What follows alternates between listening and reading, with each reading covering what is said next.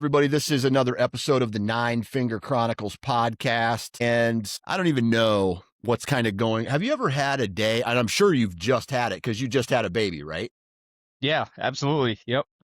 There's When been a was few your of those days. when were those babe? When did you have your baby? It was end of September, September 20. Okay, is this baby number one? Nope, number two. Number two. Okay. So you've been through Yeah, it. Okay, for you've been sure. through a little bit of it. Dude, not a good time to have a baby. No, my daughter was born the 18th of October, so Okay. So you have one baby, one kid born in late September and the other one mid-October. yeah. Okay, Yep. that's your wife. Is she a nice person? Sounds like she's trying to Yeah. send a hint with some birthdays. Well, it works out good with my job. I'm laid off in the wintertime, so kind of tried to plan it where her maternity leave would end where I'm done with work. Okay. All right, nice, dude.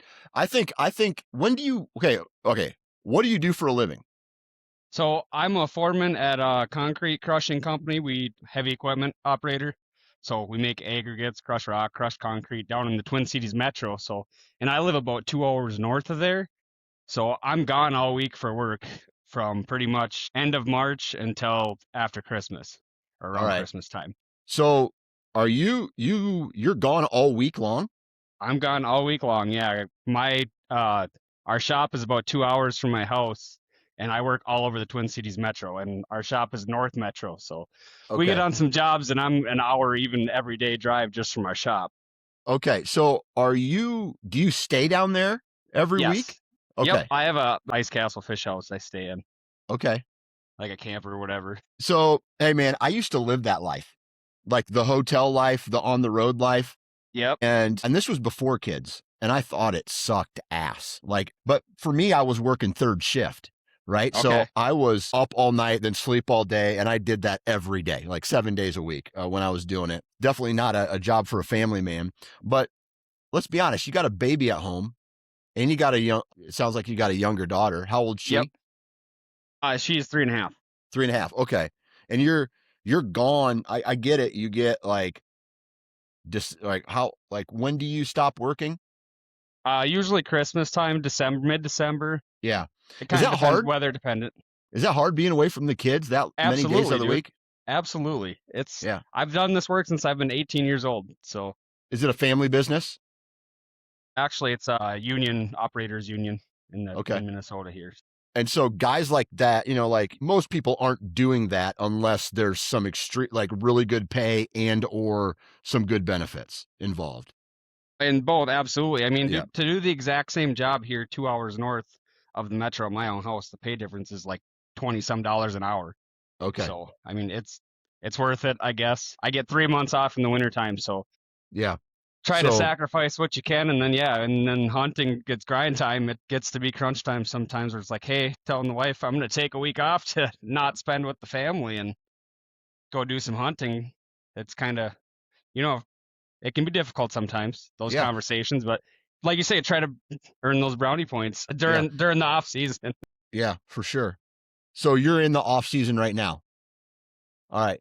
So how do you earn those brownie points in the off season, knowing that here by the end of March, you're going back to being gone 4 nights a week?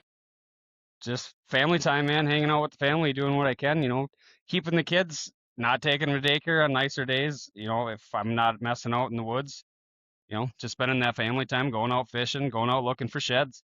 Yeah. Yeah, man. I don't know, man. I'm lucky. Like I look at my job now compared to the jobs that I had back in the day before this, whether it was sitting in a cubicle or, working third shift in some factory that I absolutely hated. Or, when I was working in the South, I was working for, jobs that were third shift. I got wet all the time and I had to go back between being completely wet to being in a freezer back and forth. And I was working like hours upon hours upon hours. And so, dude, I look back at my life now and there's hard parts to owning your own business, but it's nowhere near the hardness of the job, like the extreme level of what is a hard job compared to what I used to work, dude. Like, so I'm really thankful for that. Yeah, absolutely. And I wish someday maybe I'll get to that point, but Yeah. for now, I'm just grinding, you know. Yeah, absolutely. And that's, I mean, in today's world, that's all you can do. Well, and right, you know, to get what I have, I got my own piece of property here, 2 hours north of the metro. So to kind of get what I have here and have what I have, you got to work for it, you know. Yeah, exactly.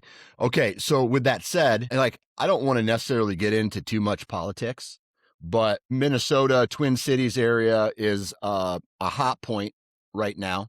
Yep, Do you for have sure. to drive through or navigate around or work in the same areas that all this craziness is going on in? Typically not too much because doing what I do, I'm usually in a gravel pit or even we Okay. do a lot of like on top of the highway type. We'll tear up the asphalt or concrete, crush it back into gravel, and they'll relay it back out on the road. So typically I'm in more an industrial area. And I mean, our hours, I'm up at on the road at 4 o'clock in the morning usually and back at 7 o'clock after rush hour. So typically, you know, I'm not dealing with too many other people at that time of day. Gotcha. Gotcha. Okay. So you get to, for the most part, you're avoiding all of the chaos. And then Yes. obviously you leave on the weekends and your head. So are you the guy who's working on Friday night and then at Friday night you after your shift you're driving home Yep. on Friday night? Yep. Yep. Okay. Typically, Mike would do like 4 things in 8, so 60-hour weeks Okay. typically. So 8 hour day. If we're not at a pit where we can start at 4 o'clock in the morning Fridays, we'll try to start as early as we can and get out of there as early as we can. So if we can start Yeah. at 4, be out of there at noon. Yeah. So especially during Nice. hunting season, that's nice too. Cause like, all right, I'm gonna rush home and try to get in the deer stand over all the trail cam pictures I've been watching all week Yeah. long. Right. Right. Yeah. I feel that. All right. Cool, man. So Minnesota, one thing I don't ever hear too terribly much people bitch and complain about the rules and regulations in Minnesota for some reason. And maybe I don't have enough contacts there, but for the most part, are you happy or is the crew that the hunting crew that you run around with, are you guys happy with the rules and regulations in Minnesota? Yes and no. It kind of varies per zone. I know like the crossbow thing, they just opened that up for that's a statewide, and I don't know if they're re-voting on that or not. But so now it's a statewide crossbow. Anyone can get one with archery license. And then in my zone, I'm a CWD zone, so it's even a little more. I know a couple years ago it was unlimited does for $2.50. You could buy a doe tag and it was unlimited. So Green light on does. Yeah. when you're trying to build a deer herd and do quality deer management, that doesn't help either when Hmm. every property's blasting everything. But as far as our rifle hunting in the middle of the rut, I would say is our biggest gripe I've heard from a lot of people and Yeah. talking to the buddies and whatnot. I mean, especially for bow hunters. Yeah. Yeah. So you would be okay if they said we're going to move the rifle season back a week or two? Absolutely. Yeah. Yeah. I gotcha. And it's always seems to be the bow hunters, obviously, who are bitching and complaining about the gun season being in the the rut, basically.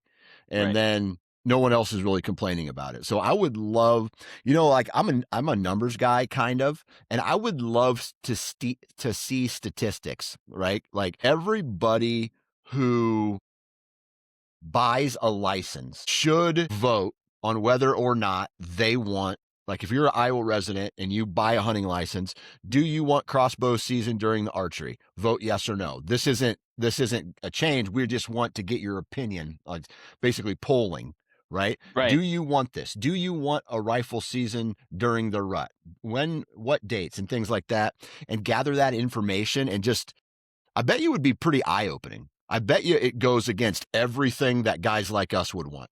Well, and I know they had the Minnesota DNR did something like that. I don't know if it was on Facebook through the DNR or it was a thing that popped up on your phone when you registered your animal, a poll you could take.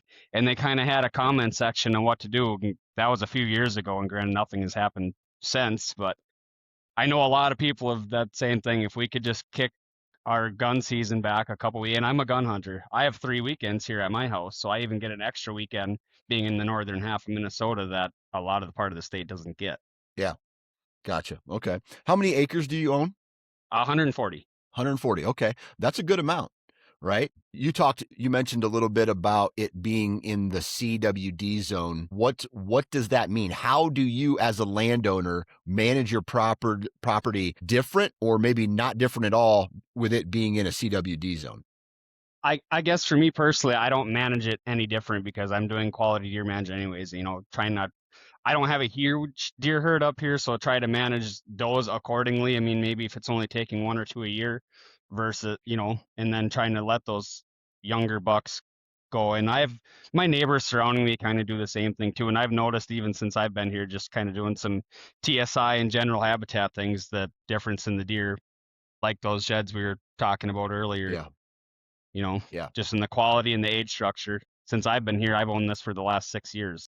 Gotcha. Okay. Cool. I want to get into all that, but before we do, we're gonna send a huge shout out to the partners of the Nine Finger Chronicles podcast. First on the list is Wasp Archery. If you're looking, in my opinion, for one of the best broadheads on the market, go check out wasparchery.com. My favorite head is the 3-blade jackhammer. I've been shooting it for well over 15 years, I feel like, and then they have a variety of fixed blade and mechanicals as well. So go check out wasparchery.com. I do have a discount code NFC20 for 20% off. Next on the list is Vortex Optics. We're getting closer and closer to turkey season, and I personally have put red dots on all of my turkey guns, and I feel like it's not necessarily a game changer because you still got to get the turkeys to come in order to shoot them. But if Vortex made a mouth call for idiots, then I would say it's a game changer, but they don't. And so what I'm getting at is go check out Vortex Optics and their full line of red dots that you can put on your turkey gun for this upcoming season. Badass. Go check out vortexoptics.com. Next on the list is Code Blue Scents, real synthetic deer urine, scent elimination products, laundry detergents, body sprays. My favorite, the Rope-A-Dope Mock Scrape Kit. I will be heading out on a shed hunt, not next weekend, but the weekend after with my son, and I'm going to be doing some property work, moving some trail cameras. I'm going to be freshening up all of my mock scrapes in March to just keep it going, basically. And so if you want to find out more information about their product line, go visit codebluesense.com, discount code NFC. Next on the list is Reveal Trail Cameras. These guys have a brand new, it was brand new last summer, but it's called the Ultra. Additional functionality, ease of use. You scan a QR code, it automatically connects to the app, and you're getting pictures automatically sent to your phone. So go check out tacticam.com/cameras and play around with the app, play around with the cameras. Dude, badass. And then last but not least, company fullsneakgear.com. All right. T-shirts and stuff. Garrett, talk to me a little bit about, as a property owner every year, and do you solely hunt on, first off, do you solely hunt on your property? No, I do not. I mean, year dependent, like with the new baby and stuff. I let this last year. I gun hunted on my property. Otherwise, I normally gun hunt way up on the Canadian border. That's where I was pretty much raised to hunt up there. Ever since my dad was younger, my uncles and stuff took him up there, and it's like 100,000 acres of state land. Go up there and stay in campers and stuff. So that's how I grew up gun hunting, and then buddies got me into bow hunting when I was probably 14 years old, and then kind of continued from there. And yeah, doing my job. I started out when I was 18 and working money and family, and finally got a piece of my property that I can call my own, and Yeah. working on Yeah. that. That's awesome, man. And so the gun season kind of growing up was your traditional head north and do gun Yep. camp with the boys type of deal. Yep. State Yep. land campers, generators, no cell service, hours on gravel roads, middle of nowhere type stuff. Okay, cool. And then when you started bow hunting was closer to home. Yep. Yep. Okay, Central Minnesota. So where I live now, I grew up about an hour south of where I live now, which is about, I don't know, hour, 15 minutes north of the Twin Cities Metro. gotcha. Okay.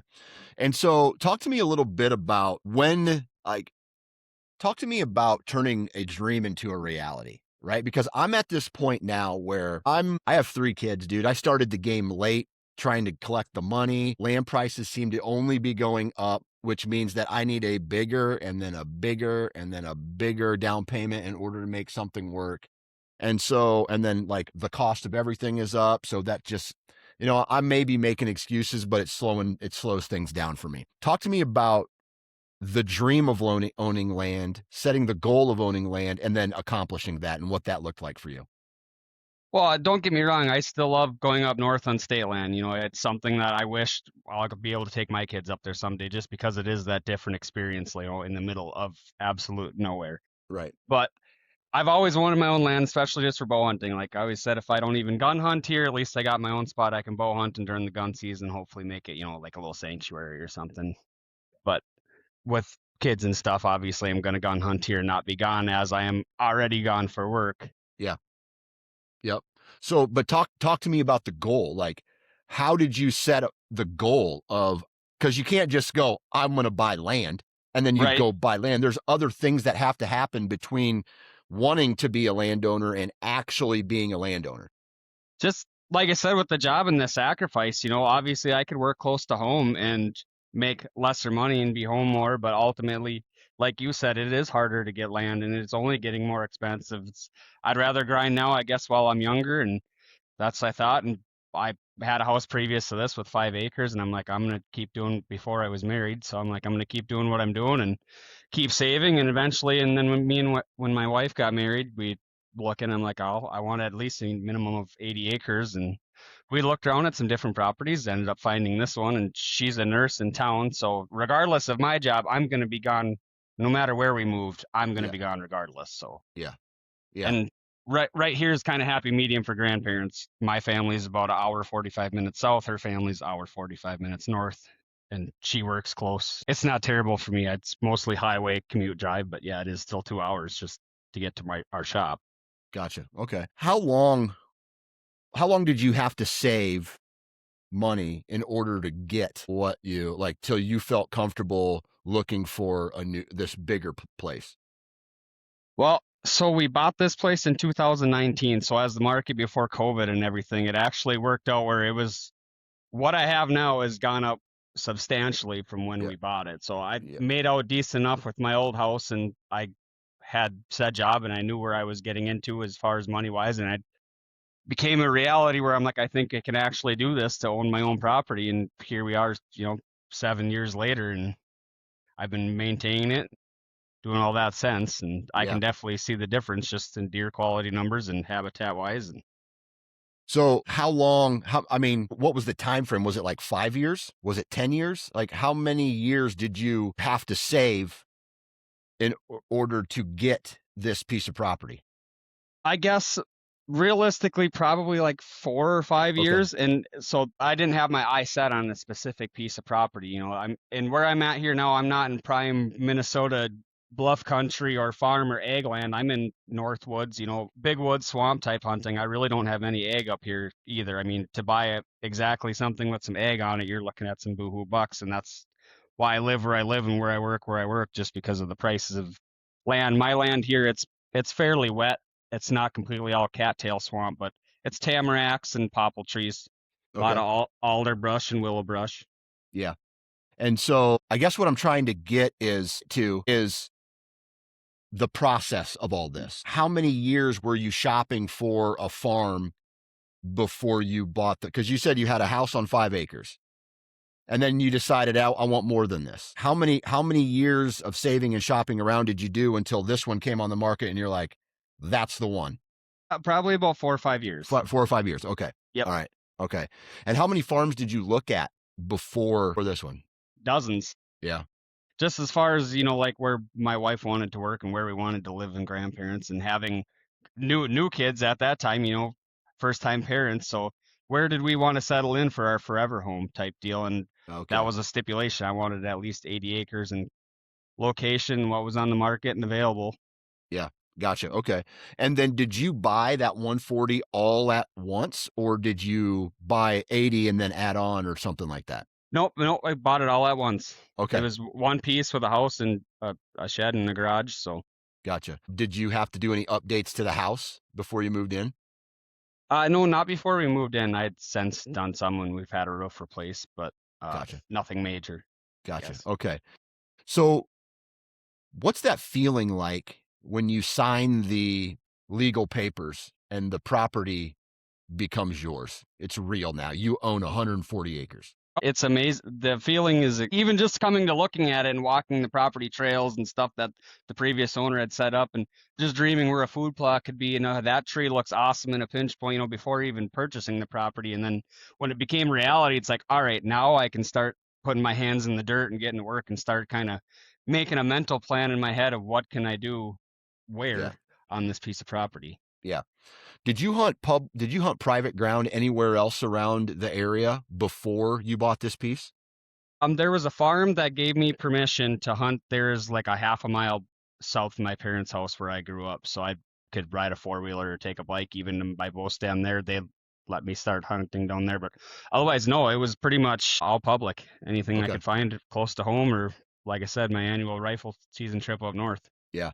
That would be awesome. Like that's the thing that I'm trying to get to at some point. And I probably need to put a little bit more effort and spend less money on certain things in my life in order to reach that goal. But like someday, I hope that I can walk out on a property and go, you know what? If I want to take a bulldozer to that brush, I can do it. If I want to cut down that tree, I can do it. If I want to build a pond or plant grass or do whatever, I don't have to ask anybody for permission. Yep, I can do whatever I want on it. yep. Yeah. That's funny you say that because my wife, I just bought a skid loader on tracks actually like a couple weeks ago, and my wife was just telling me last night, she's like, I feel like we're gonna own a part-time construction Yeah.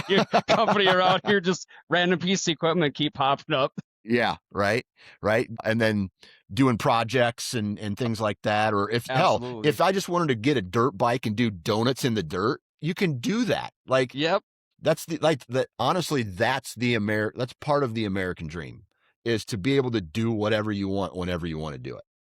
yep. I Yeah. agree. Gotcha. Okay. Now talk to me about this farm when you bought it and what it was like when you bought it. So when As far as deer quality and hunting and stuff. so when I first bought it was the first year they did the CWD zone on it. So I guess I don't even what original zone this is in Minnesota. I don't even know the zone number that this is supposed to be since when I bought it, it's been a CWD zone since. Yeah.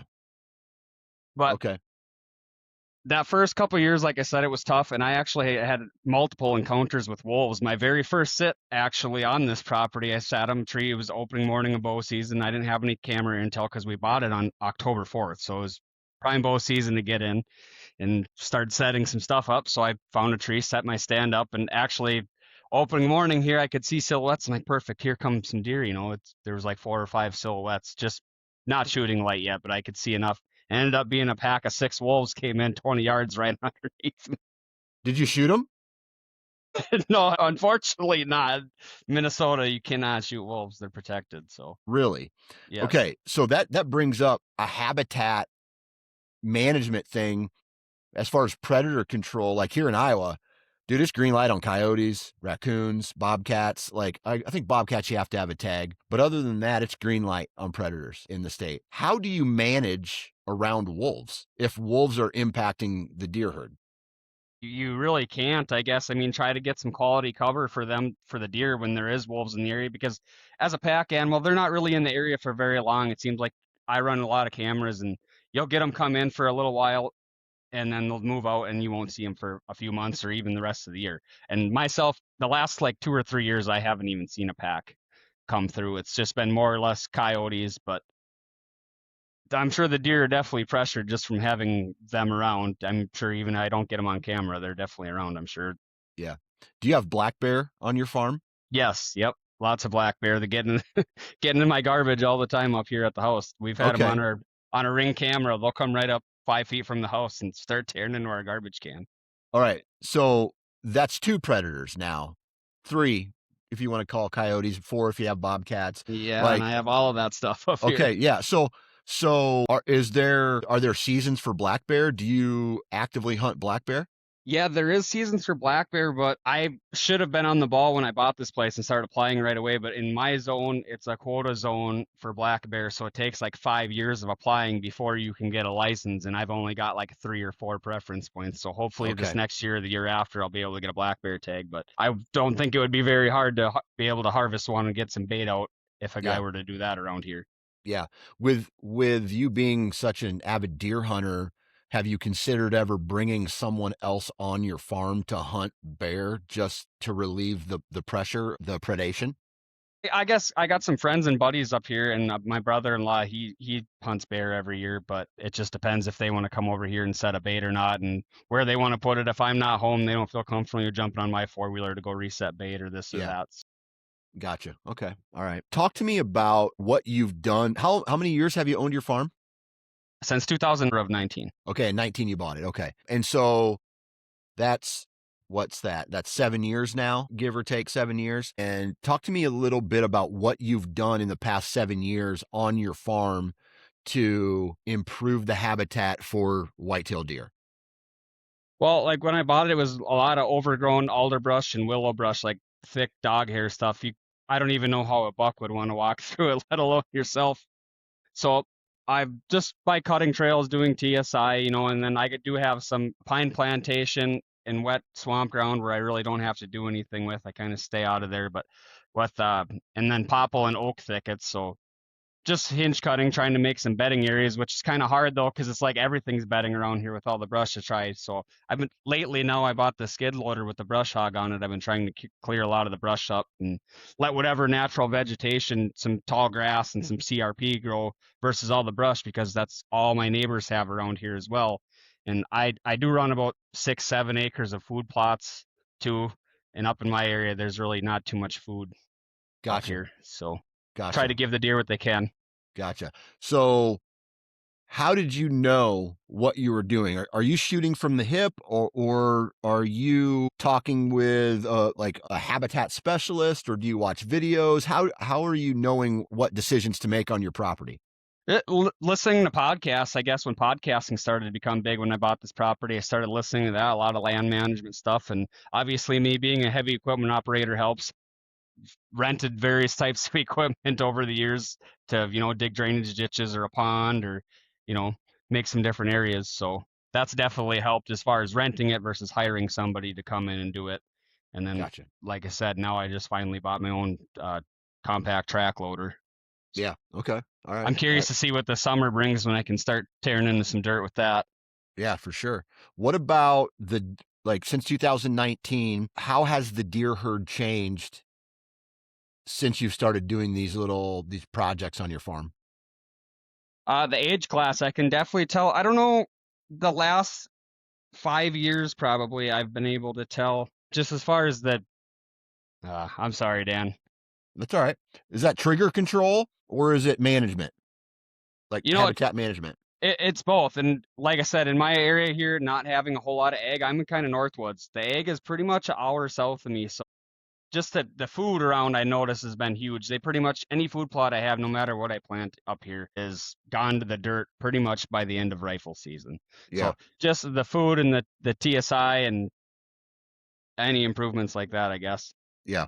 And so then trigger control, obviously. I mean, when you say age class, that means somebody's not shooting something if you're getting to Right. a higher age class. Is that you? Is that a co-op that you and your neighbors and the surrounding farms have kind of have built together? No, it's not exactly a co-op, but we have a kind of talking to the neighbors. Yeah, going through trail cameras. I got this one. I got this one, and obviously some fall through the cracks you don't see. But try to let the I don't know around here 130-inch deer is a big buck, so I'll try to let the 100-inch deer go. At least and try to get them to 3.5. Yeah. Yeah. And then is that difficult? I mean, have you had conversations with the neighbors about what deer to shoot? Everybody's running trail cameras now, right? Yep. So there's information out there. It's probably not a secret. Do you have conversations with your neighbors? It's like, hey, listen, you got this guy? Okay, we both have the same deer on camera. Are we going to pass him or are we going to shoot him? Or is it still like individual property owner discretion? It's pretty much individual Okay, property owner discretion, I guess. But just the few people that border my property are we're all kind of on the same page. Where if it's a going to be a nicer deer next year, and it's like, all right, it's just a basket 8 pointer, a 100-inch 8 pointer, probably let him walk and see what he can gotcha. be next year. But that's a double-edged sword too. I've done that before. When I first bought my place, I let probably a 125-inch 6 pointer walk by me. It was a giant of a six, and like I'm gonna manage my property and let him walk by at 40 yards and never saw that deer ever again. Yeah. And that's the risk, right? Absolutely. It's the same thing when so I hunt a fairly good chunk of property. It's the farm I've been hunting the longest in Iowa. I think I got access to it in 2007. And man, I passed a lot of deer. And those deer, not every year, but some years, those deer would get shot. The deer that I passed would get shot by the other group of bow hunters that have access to the farm just because they're different. So they have different goals, right? So I used to be like, I passed that buck, I'm pissed. And now I'm just like, it kind of is what it is at this point for me. I'm happy for them. I'm glad that they got to, with their time off and the time that they spend in the woods, and if that's what they want to shoot with it, that's great, man. I don't care. I used to get worked up about it, and now I don't care anymore, man. Congrats is what I say. When I first bought this property too, I was kind of that way, like obviously I want to manage my property for big bucks. Well, you can't kill big bucks where big bucks don't live either. The area I'm in is not known for growing 150, 160-inch deer. Yeah. So you got to keep that in the back of the mind too. Like I want to let all these deer grow, but it seems like they get to that, 130 range and they kind of disperse and I don't know where they go. They don't hang out here. I'll get them. It's like if I can get that buck to hold on one more year, he could turn into something special. But it seems like they every year they get to that point and then I don't know where they go if they get shot and I just don't hear about them or Yeah. where It they disperse to. probably, my guess is, and you probably have more insight on this than I do, but my guess is everybody, including you and around you, they're all looking for the same thing. And then there's one person who is not. They shoot the deer, they shoot the magical 3-year-old, right? They shoot that 3-year-old that everybody wants to make 1 year, and it never happens, right? They never, one's not squeaking through Right. with the population of hunters in the area. But then there's a scenario kind of like what you got going on this year, right? Like it sounds like you have a deer that has squeaked through the cracks. He's made it Yes. through the cracks, right? And so first off, how many years have you known about this buck? So I have physically seen him on my personal cameras for 2 years. So I've been hunting him for the last two, but I know he's been on my property and the neighbors for the last three. Okay. All right. And then do you have conversations with your neighbor about this buck? Well, so last year when I first saw eyes on him, it was third weekend of gun hunting, and I saw him for about a second. It was enough to I got my scope on it, and I'm like, okay, there's a buck. Didn't know how big it was, and then as soon as I saw it was him, I saw him for a split second, and he was gone. I started texting neighbors around, and I'm like, who around has seen this buck? Here's what his characteristics is. He's a really unique type of deer, and sure enough, the neighbor had him the year before in February on camera, still holding on to antlers. Okay. All right. And so he's a really good buck. I'm going to pull up the pictures here of the antlers that you have. It looks like he's got a ton of mass on him, right? You were lucky enough to find the sheds this year. Correct. Correct. Okay. So this deer has squeaked. It looks like he's made it through. He squeaked through multiple years now. Multiple years, yes. Multiple years. What do you attribute that to? Him still being alive when other deer aren't? It's just the terrain around here. I mean, it's flat. There's no hills around here, but there's big swamps and there is thick swamps. So he could go. There's a section of state that butts up to mine. It's 160 of landlocked swamp, and I don't know if there's 10 acres you'd want to try to walk through. So I don't know if majority of the time he's living out there or where he goes, because I only get him the last 2 years after the first snow of the year. Okay. So he's consistent after the first snow of the year, Yeah. then he So pops out. last year when I first saw him in person, and I didn't even know about this buck, it was third weekend of gun season, which was be about the weekend before Thanksgiving in my area here. So And it snowed. Yes. And that's when I saw him, and then I consistently the whole rest of that year got pictures of him until I took my cameras down around New Year's after season closed. Gotcha. All right. All right. So, do you have a gut feeling where this buck lives, and is that area on your farm? No, and that's what bothers me about this deer. He's like a ghost. I don't know where he lives or where he goes. So fast forward to this season, I put my cameras out in mid-July, and I run 13 cameras on my farm here on 140 acres. So I feel like I got a pretty good area covered considering, but I got a picture of him the day I put my cameras out in the middle of July. One picture, daylight in the morning, the day I put cameras out. And then after that, I did not get a picture of him until third weekend of muzzleloader this year, which would be mid-December. So in that whole middle frame, I have no idea where that deer was or what he was doing. Okay. All right. And so you don't know. Like, have you tried to triangulate his position about where exactly he's coming and going on your farm with trail cameras? Yes, and I pretty much have it narrowed down to where he's coming and going now. And as far as where I found those sheds at, where he's been bedding at the last 2 years, what I think on my property. And my neighbor has got pictures of him, but out of my 13 cameras on mine, I only get him on one camera. He's in the smallest corner of my farm. Okay. All right. Have you thought about bringing more trail cameras in to really hone down his movement? I have, but it kind of where he comes in on that corner, it pinches down into a small section of state, and then it goes on to my neighbors. And I know that's the only camera he's really gotten pictures of him too, and that butts up to the Mississippi River. So I don't know if he's running up and down the river or Yeah. crosses the river. That, I mean, who knows? Like, Yeah. Yeah. Okay. So this is where, so last year he was holding all the way until February, correct? yes, Did somebody find his shed antlers? no, nobody did find his sheds last year. Okay. You found his sheds this year. When did you find his sheds? It was mid December 7th. Or no, 10th, December 10th, because I was actively hunting him yet December 7th. I recall, and it was negative 22 degrees, but I had him on camera daylighting still, so it's like this is the coldest I've ever been out hunting, but I'm gonna try. And I was still at work that time, so here I'm watching this deer daylight all week long, and I'm gone working in the metro away from home. Meanwhile, this deer's 200 yards daylight behind my house. Yeah. Did that concern you at all, him dropping in December? So I saw him in person out of my work truck one Friday coming home, and he had a pretty good limp to him. So Okay. I kind of attribute him dropping to that injury, but I don't know if he was injured from the gun season or he got hit by a car, being that he's known to cross the road just by my camera and the neighbor's camera. So that's what I attribute to him dropping so early, I think. Yeah. Yeah. When was the last picture you had of this buck? When I took, so he's got a characteristic to recognize him. He's got a stub tail. It's like a cotton tail.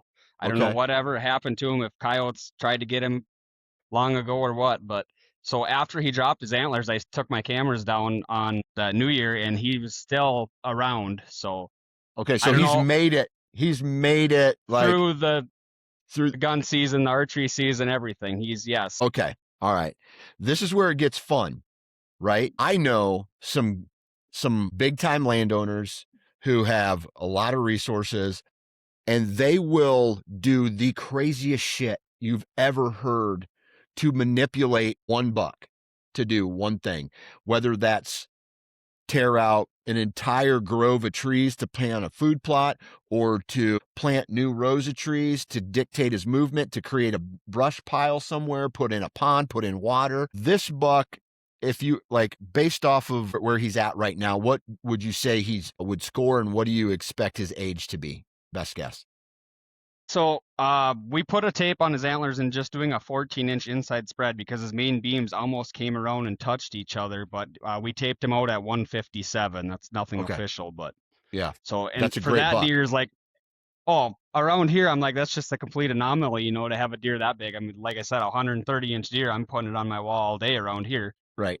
Right. So, do you have any plans, or are you starting to mix the ideas in your brain about what you're going to do on your farm to try to get this buck for next year? I have, but yet a part of me wants to say, do I just kind of, I know where his bedroom is now after finding those sheds. It's like, do Hmm. I just kind of want to stay out of there? He feels safe there. He was daylight pretty much after I got him on camera. He was daylight almost every single day. So Yeah. at the same point, it's like, do I just leave it alone? He likes it. He feels safe there, and I'll just kind of deal with it next year and see what, try to put some more cameras in that same area and some different spots where hopefully he doesn't see them and go from there, because that's almost what I think would happen this year when I got that one morning picture of him the day I put cameras out. Did he see that camera and just completely avoided him and he's been living on my farm all summer long? Or did he actually, does he move to a different area? Maybe he swims across the river and doesn't come back until the river freezes over and walks across. I don't know. The Mississippi River? Yes, it's That's only 400 yards across from my driveway is the Mississippi River. that blows my mind, dude. That blows my mind that that could even be a theory. You know what I mean? Like, but I've heard of deer just up and disappear. And I know deer travel probably further in Kansas than they do other places, maybe. I don't know. But my uncle, he was hunting a particular buck. He ended up killing this buck, and he scored 211 inches down in Kansas. But he found the sheds the previous year, and then the next, like he was hunting this deer. I don't know, it was like in this one farm with a bow, and then 2.5 miles away is where he found the sheds, the shed antlers, right? Wow. And so then that buck then came back in that next fall into that little woodlot, and he ended up killing him. So it's crazy. It's to think, but it's not crazy actually. Right. That's a Yeah. bad way of putting it, Like but that's just a thought. Is he crossing the river? Like I said, maybe he's just avoiding every camera and he's been on my property all along. yeah, It's yeah, so thick and gnarly and brushy and tamarack swamp. He could skirt that camera anywhere, even with 13 of them on 140 acres. It's you're a right, needle in a haystack. So right. it just So makes me think that I got that one picture of him the day I put cameras out and then nothing. It makes you wonder. yeah, so let's say this buck is back. Let's say you put some cameras out again after we have this conversation, and you start to identify his winter pattern. Maybe you throw some mineral out. I don't know if you can do that, or you start to get velvet pics of this buck. Like, do you have a game plan? Like, any good hunter who's crazy about this stuff is thinking about this all the time. Are you Absolutely. are you thinking about ways right now to try to kill this buck? I've been thinking about ways how to kill this buck since I knew about this buck on my Yeah. property to have him around. But to find those sheds was huge, just an intel as far as like where he was living. Because this year when I was actively hunting him, with the snow and stuff, where his bedroom was, I could see the stand I was in. It was probably 60 to 100 yards away, but with the crunchy snow, I guarantee he was hearing me come and go because you'd see me walk by on the camera at night when I'd get down, and 20 minutes later after I walk by, here he walked. Dude, I wonder if he knows you. Like, he knows your patterns. You know what I mean? Like, Well, that's, I mean, in with the snow like that, it's hard to get in anywhere quiet. You know, when it was 22 below and there's 8 inches of snow on the ground, every step you take is just a loud crunch. yeah, yeah, Especially if he's bedding, 100 yards from the stand, he's gonna hear that and just wait until I'm gone. right. And this is, and you're thinking that next year this is a gun season buck, maybe. Or like if I he slips up and I can get on him early, and if he's around and he is in that same piece of woods he's been in early season, I'd like to jump on him early. But yeah, I don't know. The last 2 years historically, it seems like he doesn't even come around until after the gun season. Yeah. So you don't have any October pictures No, of this buck? No, nope, none. no. Okay. All right. And I have him, like I said, that once in velvet, and one neighbor had him once in velvet, and that was it. Other than that, no one around knows where this deer goes. His nickname is the Ghost because no one knows a lot about him. Yeah. Yeah.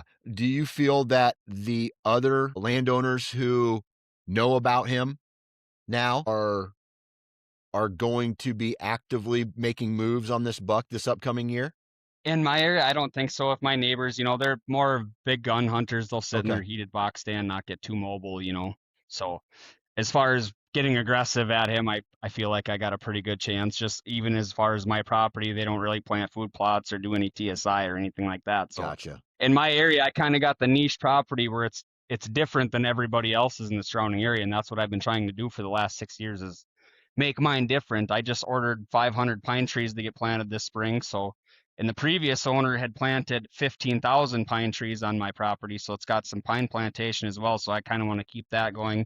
And I enrolled actually 2 years ago. I enrolled this property into a tree farm, the Minnesota Tree Farm Association. Okay.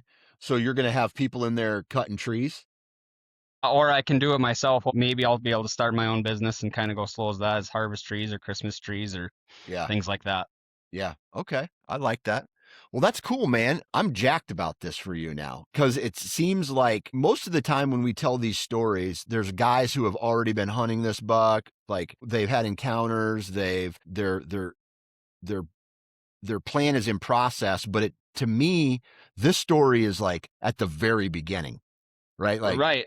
it's even though what did you say he's 157, but you're guessing he's a 5-year-old? He looks like he's Yeah. got real good mass, dude. Yeah, 5 or 6, like I said, out of the when I first saw the picture of him when he wasn't, I didn't even know he was on my property. I thought he was a 4.5 even then, so he could potentially be 6. Yeah. Okay. Well, either way, he's going to come back in hopefully prime shape this next year. He gets over his injury, whatever that could be. Have you guys had a harsh winter up there this year? We had some real cold snaps where I hit 30, 40 below for a week or two, but the snow has been minimal. Yeah. It seems Yeah. like we'll get 6, 8 inches or a foot, and then it'll be 40 degrees the week after, and it's all gone anyway. Hey, dude, that's good for big bucks, dude. Mild winters means next spring's growth is, and they're going to come off of a, not as depleted, a little Right. more healthy, and Yeah, and hopefully, yeah. no, go ahead. I was just going to say, and I hope that he blows up this year. Yeah, I hope so too. I've been looking at, trail camera pictures, obviously having the antlers in my hand to tell, like, has he gotten bigger since last year? And it seems like the last 2 or 3 years, he's pretty much stayed about the same. Okay. Okay. Well, even if he drops down 5 inches and 7 inches and he's 150, it sounds like in your area that's still a prime buck, dude. Absolutely. Yeah. Yeah. I'm stoked. I'm hopefully get cameras out here when it warms back up and even be able to identify him with that tail to just make sure he's still alive, because with me being in the CWD zone here, I can't exactly just be going throwing out feed and try to help him through the hard times when it's 40 below for them two Yeah. weeks. Yeah. The last question I have is, do you have a doe group or two on your 140 acres that are what's the word I'm looking for? Are patternable? Yes, I do. I have several that I have Okay. gotten pattern where they bed and where they like to come from. Yeah, and that's going to help you out. You know that just as well as I do, right? So I'm hoping, dude. Dude. I hope all of a sudden you have this giant rub in your front yard on some tree, and it's him. He's starting to mess with you, Just and then mock me. just mock you, right? One day before season, as you're pulling out to go to work on like some Sunday night or Monday morning, there he's standing in your driveway. He's just like he's taunting you. I hope Yeah, that gotcha. happens. Yeah. No, you can't get me for a Yeah, week. yeah, exactly. I hope he's taunting you, but then I hope you win the battle at the end, dude. So, dude, thanks for a fun conversation. I really appreciate it. Good luck this upcoming season, man. I know once you find the sheds, like I've found some good sheds before, and I've been obsessed with whatever buck I'm holding, going, dude, it would be awesome to shoot this buck. So I hope you're able to connect on the Ghost, and we can have another podcast when you do, man. Yeah, absolutely. I hope to get on them this year, and definitely I'll keep you updated.